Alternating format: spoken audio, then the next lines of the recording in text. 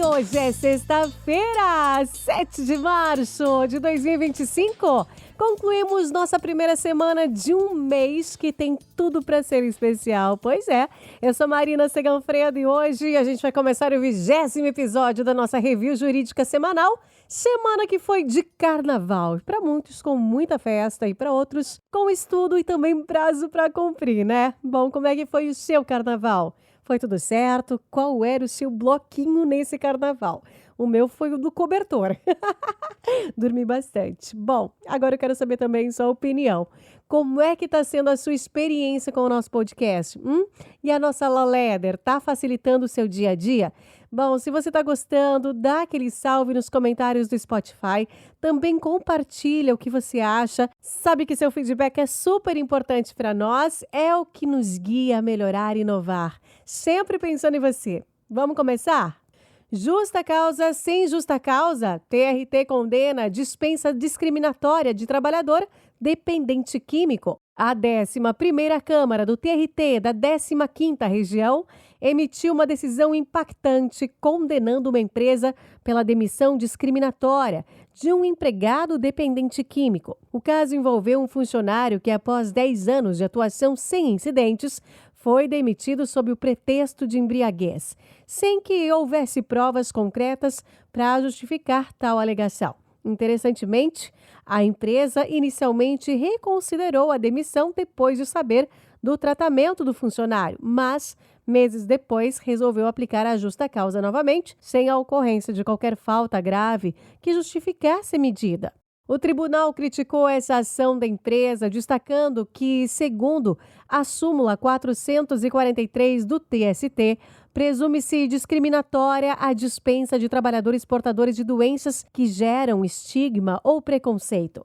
Como resultado, a empresa foi condenada a pagar R$40 mil por danos morais, além das verbas rescisórias devidas ao trabalhador. Essa decisão sublinha a importância de os advogados e empregadores estarem atentos às normas que protegem empregados em condições de vulnerabilidade, como a dependência química, a elevada prevalência de consumo abusivo de álcool no Brasil, onde 17% dos cidadãos se enquadram nesse perfil e 75% dos quais consideram-se consumidores moderados, indica um risco significativo de práticas discriminatórias no ambiente de trabalho. É fundamental que os empregadores realizem uma avaliação criteriosa das circunstâncias antes de proceder com demissões que envolvam condições de saúde delicadas e que mantenham uma documentação robusta e detalhada de todos os incidentes e tratativas relacionadas ao empregado.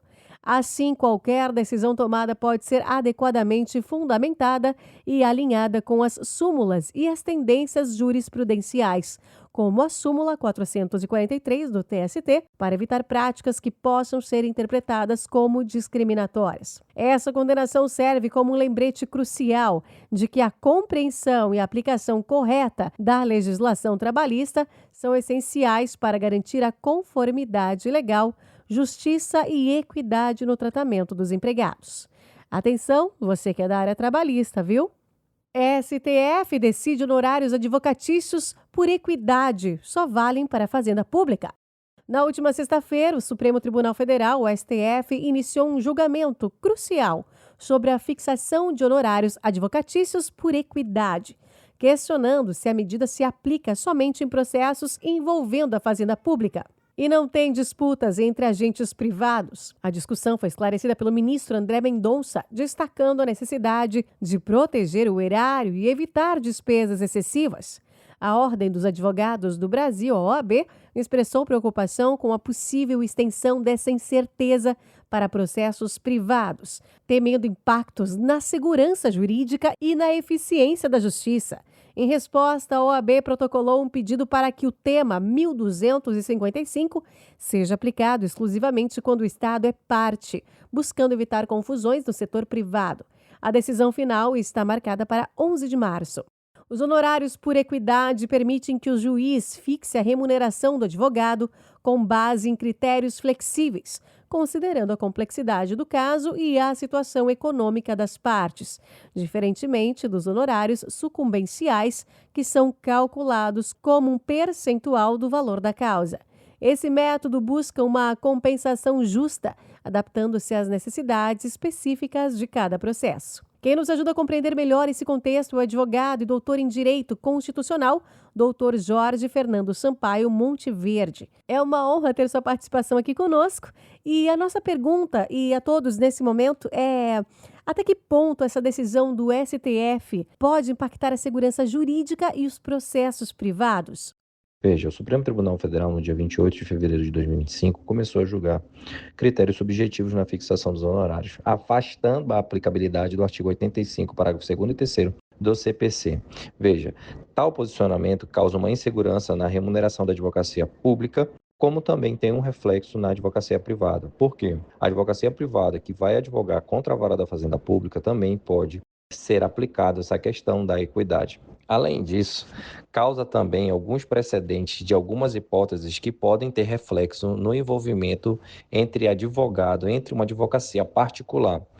Trocando em miúdos, essa decisão do Supremo Tribunal Federal pode atacar diretamente a advocacia pública, tendo reflexos na advocacia privada, desvalorizando assim a advocacia como um todo e fazendo com que corra riscos desproporcionais no âmbito processual para garantir os seus honorários, trazendo um reflexo na eficácia e no acesso do Poder Judiciário, vendo que a decisão do Supremo Tribunal Federal na fixação de honorários por equidade, envolvendo a vara da Fazenda Pública, pode fazer um impacto negativo à segurança jurídica e influenciar outros processos a reduzir a sua remuneração na advocacia. Além disso, ainda pode criar um ambiente desfavorável na defesa do cidadão contra o Estado e abrir margens para discursos semelhantes em processos privados, desvalorizando a atuação do advogado. Eu espero poder contribuir com vocês. Um forte abraço, fico com Deus e adiante. Excelente! Vamos para a próxima? STJ amplia a coisa julgada em ação coletiva e dá puxão de orelha no poder público. A primeira turma do Superior Tribunal de Justiça, o STJ, recentemente proferiu uma decisão importante que amplia o alcance da coisa julgada em ações coletivas.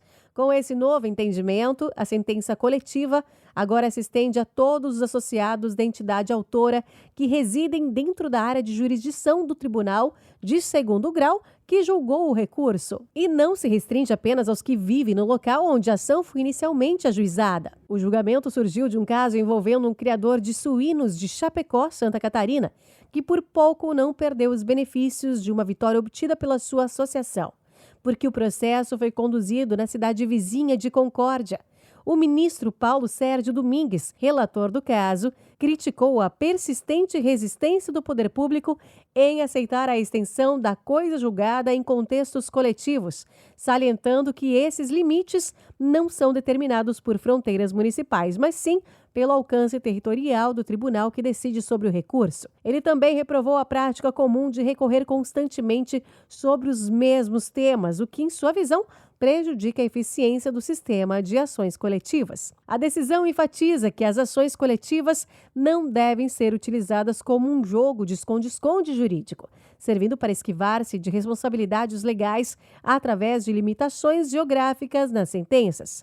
Esse julgamento reforça a eficácia das ações coletivas, garantindo que a justiça obtida em uma localidade seja aplicável em uma região mais ampla, o que é crucial para a promoção da equidade e eficiência judicial. A autoridade para ajuizar ações coletivas reside com entidades como o Ministério Público, associações representativas com mais de um ano de funcionamento e a Defensoria Pública. O impacto das decisões dessas ações varia de acordo com a natureza do direito protegido, se é difuso, coletivo ou individual homogêneo, influenciando toda a sociedade, um grupo específico ou indivíduos prejudicados por uma causa comum, respectivamente. Esse desenvolvimento é uma vitória significativa para a efetividade das ações coletivas, assegurando que decisões legais alcancem todos os que são impactados, independentemente de barreiras geográficas, conforme estabelecido pelo direito de vantagem do STJ. Muito interessante o posicionamento do STJ.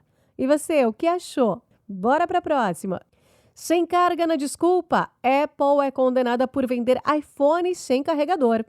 A Justiça de São Paulo condenou a Apple pela venda de iPhones sem carregador, uma decisão que destaca a importância dos acessórios essenciais no uso de produtos tecnológicos.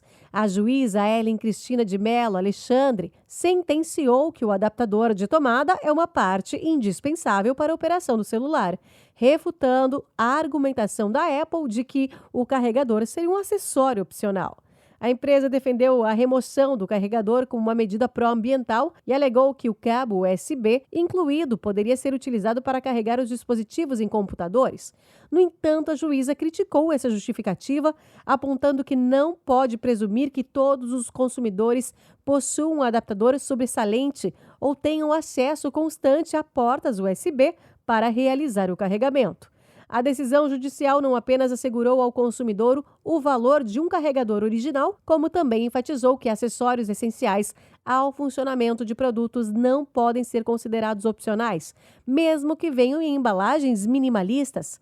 Com isso, a Corte reforçou que os direitos do consumidor devem ser respeitados independentemente das políticas corporativas de redução de componentes nas embalagens.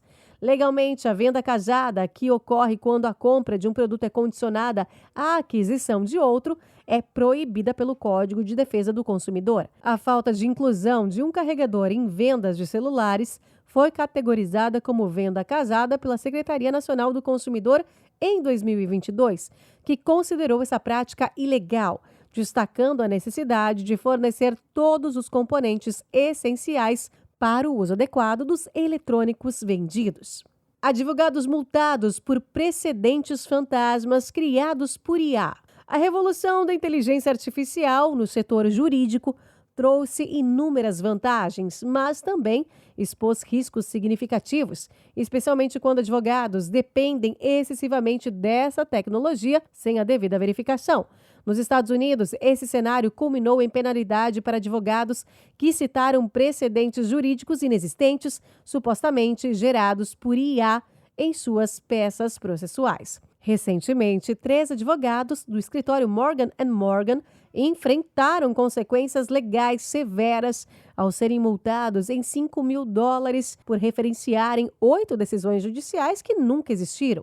O juiz responsável pelo caso decidiu avaliar a pena, considerando que o escritório reconheceu o erro e implementou treinamentos adicionais para evitar futuras ocorrências. Esse incidente serve como um alerta para a comunidade jurídica sobre a importância de validar as informações fornecidas por ferramentas automatizadas. Embora a IA possa ser uma grande aliada na prática legal, a responsabilidade final sempre recai sobre o advogado, que deve assegurar a precisão e a veracidade das citações e argumentos jurídicos utilizados. No Brasil, situações semelhantes também já foram registradas. Um exemplo notável ocorreu no Tribunal de Justiça de Santa Catarina, onde um advogado foi multado em 10% sobre o valor da causa por usar precedentes e doutrinas inexistentes, gerados por uma ferramenta de IA. O advogado em questão justificou o erro como um uso inadvertido da tecnologia. Esses casos ressaltam a necessidade crítica de uma abordagem mais cautelosa e criteriosa no uso de tecnologias emergentes no direito. Eles também sublinham a importância da educação contínua e da capacitação em novas tecnologias, garantindo que os profissionais jurídicos possam integrar efetivamente a IA em suas práticas, sem comprometer os padrões éticos e legais da profissão. Inteligência artificial pode ajudar, mas cuidado para não complicar sua vida, hein? Ai, ai, ai. E aí, o que você pensa sobre os temas que abordamos hoje? Algum deles te pegou de surpresa ou então te fez repensar sobre os assuntos que a gente discutiu? Bom, eu espero que nesse episódio tenha sido esclarecedor e que hoje a gente tenha trazido informações valiosas para o seu dia a dia, para o universo jurídico. Então, até o nosso próximo encontro. Law Letter, sua dose diária de inteligência jurídica. Uma ótima sexta-feira e um bom fim de semana.